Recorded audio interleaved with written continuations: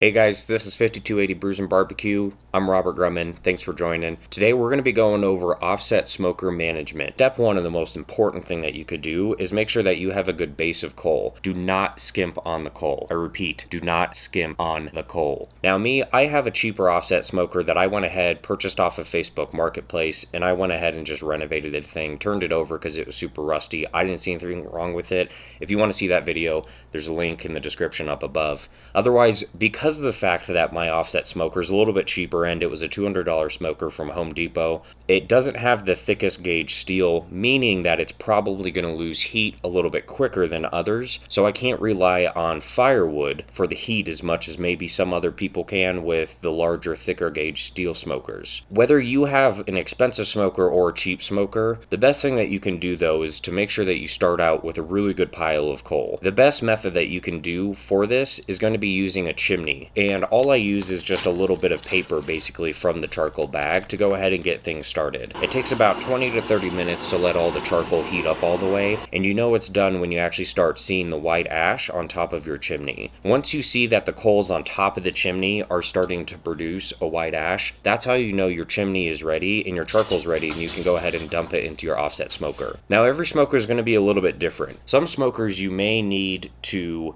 add a little more charcoal after that. You may have to do a second chimney. You may have to do half a chimney. For me and my smoker, I at least need to do about another half chimney. And all I honestly do is once I get that entire chimney going, I'll just dump that in there, and then I'll take a couple more handfuls of charcoal and put it in the offset smoker box, knowing that those will get hot pretty quickly. Once all that charcoal's lit, that's when I'll go ahead and add in the logs. The point of having this large charcoal bed though is mainly to help your smoker get up to temp and produce a lot of heat. Charcoal will tend to last a lot longer than wood logs will, so you know that you can count on the charcoal lasting you at least another 4 to 6 hours basically, and you may need to add a little bit in there every now and then depending on how much airflow you have, how much heat is your smoker losing. The hotter that your smoker is and the more heat that it can maintain, the longer that the charcoal is going to last. It also depends on the brand of charcoal that you buy. A brand of charcoal that at least we would recommend is the B&B charcoal. We'll leave a link in the description. So now let's just say that you have your full bed of charcoal. It's been about half an hour. Your smoker's maintaining temp right around like 200 degrees. Now it's time to go ahead and choose the wood that you want to use to put on the smoker for whatever type of meat that you're using. Now guys, there are tons of different types of wood that you can use honestly when it comes to using the offset. Now obviously you want to pair something with the type of meat that you're actually cooking. Don't just throw any type of wood on there. Different types of wood are going to produce different types of flavor, and they also burn differently. So you can also look into what type of wood is going to be best for a longer smoke or maybe a shorter smoke. Which ones produce more flavor quicker, right? These are all factors that you got to take into consideration when using an offset smoker compared to a pellet smoker, where you can throw in competition pellets every single time, mixed in with maybe some charcoal pellets like I have in the past, and still get a really good flavor. On an offset smoker, it's a little bit trickier. You don't have competition wood logs to put into your offset smoker. Those don't exist. Otherwise, different types of wood that you can use: oak, hickory, mesquite, apple, maple, pecan, alder, and cherry. Don't get overwhelmed. I'll go ahead and build a chart for you guys at 5280bbbq.com where it'll go ahead and list out all these different types of wood and what they're good for and what types of meats that they actually pair with. Now your best all-around go-to type of wood that a lot of the pros use is going to be oak. Oak burns cleanly, it burns hot, it burns for a long time. It's a denser wood, so it's going to burn longer than most other woods. It honestly produces a great flavor. Now there are a few different types of elements that you really got to look for when it comes to even just purchasing the wood. It's not as easy as just go chop down an oak tree and go ahead and start burning it. It doesn't work like that. If the wood is still really green, it means that it's still really fresh, it has tons of moisture in it, and that it's probably not going to be good for smoking. Honestly, you want to look for a type of wood that has a low moisture content and it has been cured for at least 6 to 12 months. By cured, I mean it's been chopped down and it's been laying out without it being fed nutrients, pushing water through it. It's no longer green, it's been air drying. They also make types of wood called kiln drying, which isn't going to be too much different than just air drying it for 12 months. A kiln dry is basically you're adding heat to it to purposely pull out that moisture. It's basically just speeding up the process of air drying. So whether you have kiln drying or just air dried, it's really not going to make a difference. If someone's charging more money because it was kiln drying, I would not do it. It's really not all that different. It just means that they superheated it to try and dry it out quicker. Maybe it has a lower moisture content, but it's unnecessary. Now, the next thing that you guys are going to want to check is the moisture content of the wood. Now, if you're not too sure exactly how to do this, you can go ahead and get yourself a moisture reader, link in the description down below, or you can head over to 5280bbbq.com and we'll go ahead and post a link there. But otherwise, they cost only about 30 bucks, relatively cheap. But the idea is that you really don't want to burn any sort of woods over 14%. Any sort of wood that has a lot of moisture is going to produce more white smoke, and it's going to have a harder time catching on fire. The reason why it's producing more white smoke is because of the fact that that wood is more smoldering than it is just catching fire. We produce a light blue smoke purposely by making sure that the wood is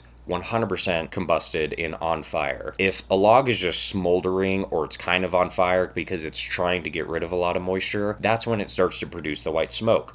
That's why it's important to check the moisture content before you throw a log in that firebox. If it's above 15%, there's a good chance it's going to produce white smoke. One way that you can combat this is by making sure that before you put the log in the offset smoker, put a log on top of the offset smoker box to go ahead and help heat it up, which is going to allow the wood to combust a little bit quicker if it's preheated, and that's going to help remove a little bit of moisture before you actually put it on. So make sure that you're preheating your logs, make sure that they are low in moisture content, and then also the size of the wood matters. So the size of the wood logs matter because if it's too big, it's going to take up too much room inside of your offset smoker, and you're just not going to have a good time trying to manage that and roll it around as this thing is on fire. You're probably going to have zero room to put any additional logs in or charcoal if you need it, and honestly, it takes way too long to burn until you can actually get it cut up, chopped in half, all that kind of stuff. So make sure that you're using logs anywhere between 4 to 6 inches if you can. Otherwise, another reason too is that larger logs are going to take up more airspace inside of the firebox. If you were putting in a lot of logs or really big logs,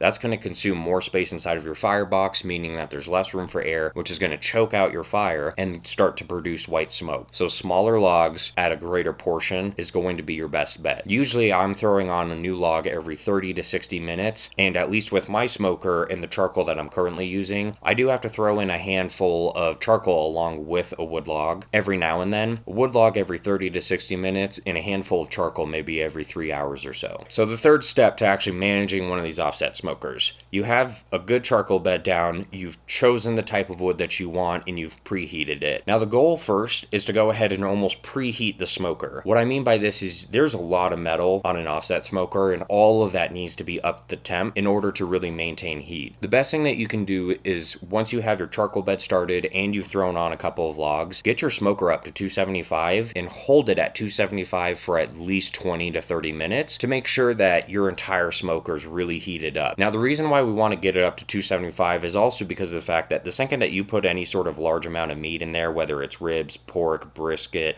a large turkey or chicken, those temps are going to drop immediately when you put cold meat inside of the smoker. So then that way, as the meat is in there, that metal can help kind of replace all of the cold air that is coming from the meat. Now when it comes to that fire management also, so now that you've got the wood logs on, you've got the charcoal, this is where it really depends on how you're going to manage it, how much time do you need to spend managing it. It's going to be different for everyone. Some people may need to spend every single waking second next to their offset smoker. People with nicer smokers that have a thicker gauge steel probably are going to spend a little less time managing it. So it's really up to you what type of offset smoker you have. But at this point, you guys, it's really about maintaining just that heat and producing a clear blue smoke, or just a completely clear smoke where you can't even see it and it's heat waves, but you still have logs that are completely on fire. Now, if you're getting a lot of white smoke, this is where it gets tricky. I went ahead and I created a graph for you guys at 5280bbbq.com. I'll go ahead and leave a link in the description down below. But otherwise, if you're producing a lot of white smoke and you have a high temp, then it probably means that your fire isn't getting enough air,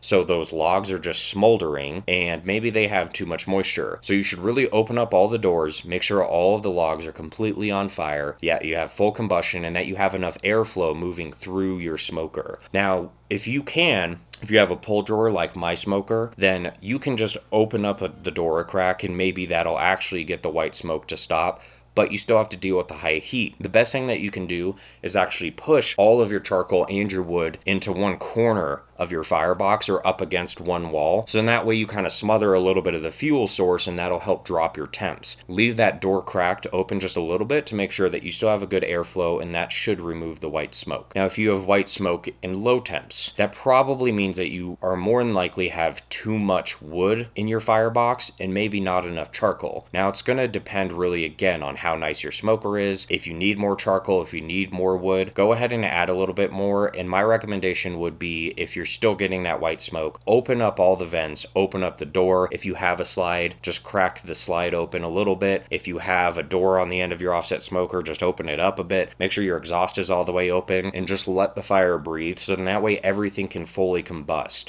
So it's not smoldering and it's fully on fire. That should start to produce a blue smoke. Now let's just say that you have blue smoke, but you have too high of temps. That's good. It means that you figured out the exact airflow, you have enough airflow, you've got a good intake and exhaust, and there's good movement moving through that smoker. If the temps are too high, go ahead and just push everything to one side of the smoker, all the logs, all the charcoal, to kind of smother that fuel a little bit, and that'll help drop the temps. Now, if you have blue smoke and you have low temps, then what you want to do is more than likely be adding charcoal and potentially a wood log. One thing that you can do to help also increase the temperature is, if it is all pushed up against one corner, go ahead and spread the charcoal and the wood out, so then that way there's more heat distributed, more heat that can actually rise across the entire surface of your firebox, and as the air flows, it'll take a lot of that heat with it and start to increase the temps. On top of this, increasing your airflow and cracking the door maybe even a little bit more, that's going to allow the fire to actually burn a little bit hotter. In doing this, you're probably going to need to add an abundance of wood and charcoal in order to actually not burn out your entire fuel source and burn everything out and be left with just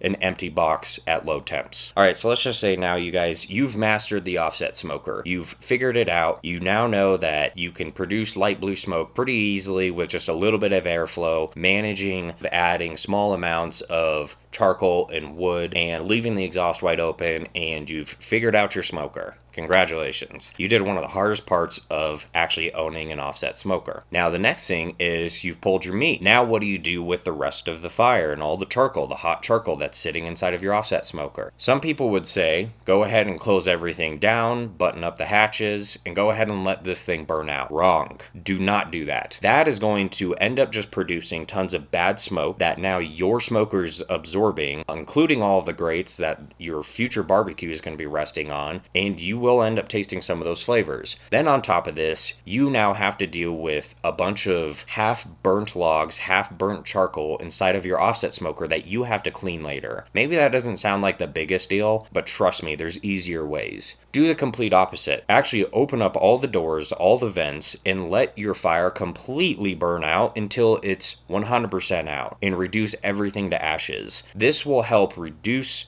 the amount of cleanup that you have. For me, all I do is just take a shop vac and I just vacuum out all the ashes. Sometimes, pro dad tip, if you know that the ashes are actually cool enough, you could actually take those ashes and sprinkle some of it across your lawn. I promise your lawn will love it. It actually acts as a fertilizer and nutrients for your lawn. Thanks guys for watching. I appreciate it. If you thought that this video was helpful, be sure to like, subscribe, and leave a comment down below. Otherwise, be sure to check out the website 5280bbbq.com, where I'm posting a lot of supplies that I use, recipes.